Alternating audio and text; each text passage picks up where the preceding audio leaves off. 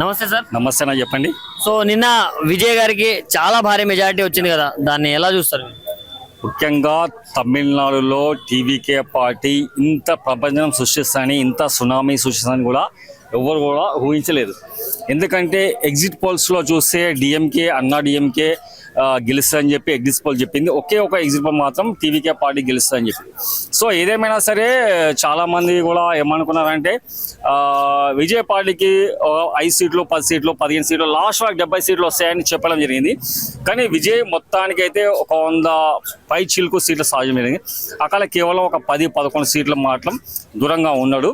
So ఏదేమైనా సరే కాంగ్రెస్ పార్టీకి 5 సీట్లు రావడం జరిగింది. సిపిఎం, సిపిఐకి 2 సీట్లు, ఇంకా మిగిలిన వాళ్ళకు కూడా ఇండిపెండెంట్ కూడా కొంతమంది గెలవడం జరిగింది.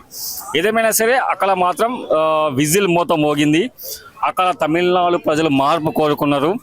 అక్కడ ఏంటంటే డిఎంకే, అన్నా డిఎంకే బలమైన అక్కడ ఎమ్మెల్యేలు కానీ మంత్రులు కానీ ఎవరైతే ఉన్నారో వాళ్ళు ఓడిపోవడం జరిగింది.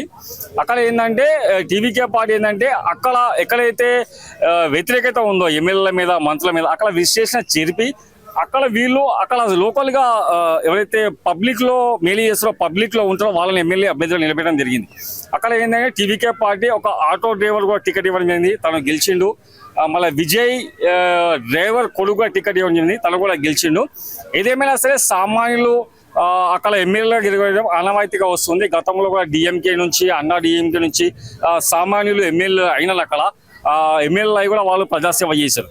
ఏదేమైనా సరే టీవీకే పార్టీ విజిల్ మోత మోగింది తమిళనాడులో. తను ముఖ్యమంత్రి తప్పకుండా అవుతాడు. నేత కూడా కోరుకుంటున్నా తను రాహుల్ గాంధీని కలిస్తే బాగుంటుంది. అక్కడ 5 సీట్లు కాంగ్రెస్ పార్టీకి రావడం జరిగింది.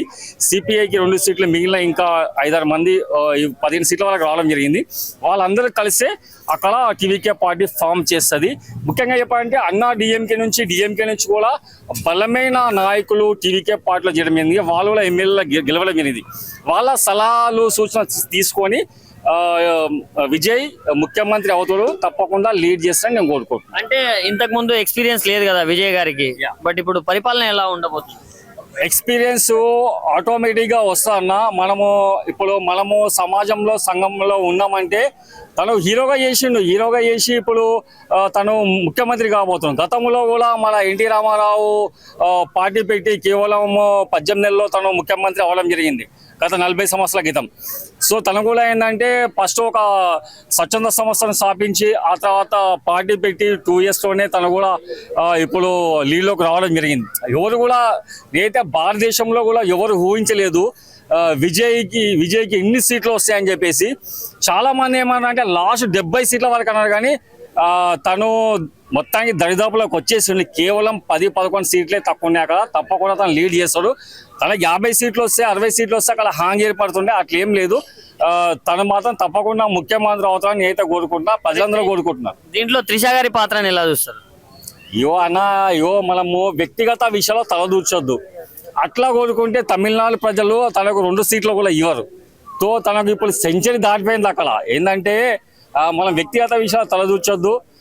తను ఆల్రెడీ పోటీ చేసినప్పుడే తన భార్య తన మీద కోర్టులో కేసు వేయడం, తనకు భరణం కూడా చెల్లించడం జరిగిందని మనం పేపర్లో చూసినాం. ప్రత్యక్షంగా మనం చూడలే. సరే, ఎవరి వ్యక్తిగత విషయం వాళ్ళది, వ్యక్తిగత విషయం మనం తలదూర్చొద్దు. అంటే నిన్న త్రిష బర్త్డే సందర్భంగా కావచ్చు, అండ్ గుడికి వెళ్ళి మళ్ళీ స్టేట్ గా విజయ్ గారి ఇంటికి వెళ్ళింది కదా అన్న. వాళ్ళు సెలబ్రిటీస్ అన్న, ఎవరి ఇంటికన్నా ఎవరు పోతారు. అదే మన ఇళ్ళల్లో అట్లా పోయిరనుకోని అమ్మాలి ఇంట్లో ఎవరో వచ్చి పోయిరా అని మనకు బదనాం చేస్తారు, సామాన్యం చెప్తారు. ఇప్పుడు నా పెళ్ళి అయింది, నేను ఇదేమైనా చేసినా అనుకో, అదే శివాని ఇంట్లో పోయిరారు. వాళ్ళ సెలబ్రిటీలకు అవన్నీ ఏముండయి, వాళ్ళు ఈజీగా తీసుకుంటారన్న. పబ్లిక్ కూడా వాళ్ళని ఇంకా అందలం ఎక్కిస్తారు. అదే సామాన్య జీవితంలో మాత్రం మనము ఊరేసుకొని రావాల్సింది. వాళ్ళకి అట్లా ఉండదు, వాళ్ళ హ్యాపీ ఎంజాయ్, వాళ్ళు అట్లేం లేదు. తనకు అట్లా ఉన్నా సరే అక్కడ ప్రజలు బ్రహ్మరథం పట్టినారంటే, అంతా తన కుటుంబంలో అలిగేషన్స్ ఉన్నా అక్కడ ప్రజలు బ్రహ్మరథం పట్టినారంటే అవన్నీ ప్రజలు పట్టించుకోరు. మరి హామీల్లో చూసుకుంటే 8 గ్రామ్స్ గోల్డ్ ఇస్తామన్నారు, మన దగ్గర తెలంగాణలో తులం బంగారం ఇస్తామన్నారు, అది అవ్వలేదు. సో అక్కడ ఇది నెరవేర్చే ఛాన్సెస్ ఉన్నాయి. ఒక మాట చెప్తానా, రాజకీయంలో ఉన్న తర్వాత హామీలు ఇస్తారు. ఇప్పుడు గతంలో బీఆర్ఎస్ పార్టీ ఏమన్నది నిరుద్యోగ భృతి ఇస్తామని చెప్పింది, ఇచ్చిందా? ఇవ్వలే కదా. వాళ్ళు ఇస్తారు, హామీలు ఇస్తారు, అన్నీ చేస్తారు వాళ్ళు. సో ఏంటంటే ఇప్పుడైతే అక్కడ తను ఫస్ట్ టైం తను లీడ్ చేస్తుండు. సో తనైతే అన్ని అనుకునే ఇచ్చిండొచ్చు కదా. అంటే ఇప్పుడు తులం బంగారం అంటే బంగారం రేట్ ఎక్కువైపోయింది, బంగారం 2 లక్షలు దాటింది కదా. సో ఏంటంటే అక్కడ మేము ఇవ్వలేకపోతున్నాం అని చెప్పి కొద్దిమంది అంటున్నారు. ఇక్కడ మేమైతే 2500 తప్పకుండా ఇస్తామని చెప్తున్నారు.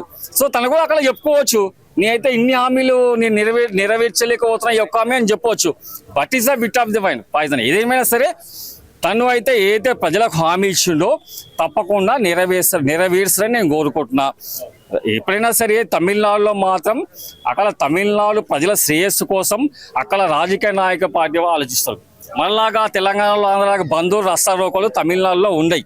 తమిళనాడు ప్రజలు కూడా ఏంటంటే అక్కడ పుట్టి పెరిగిన వాళ్ళకే రాజకీయ అవకాశం ఇస్తారు.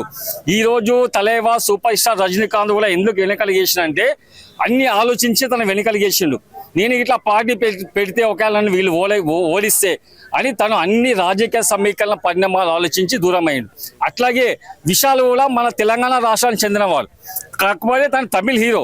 తను అక్కడ నామినేషన్ వేస్తే అది రిజెక్ట్ చేయడం జరిగింది. ఎవరైతే సపోర్టర్స్ ఉంటారో వాళ్ళ సపోర్టర్స్ని భయభ్రాంతులకు గురి చేసి వాళ్ళతో ఒక లెటర్ ఇప్పించేసి దాన్ని రిజెక్ట్ చేయడం. అందుకే తమిళనాడు ప్రజలు ఎప్పుడైనా సరే అక్కడ పుట్టి పెరిగిన వాళ్ళని, ఆ భాష భావజలం ఉన్న వాళ్ళనే వాళ్ళు పైకి తీసుకొస్తారు. సో ఇది సత్యం.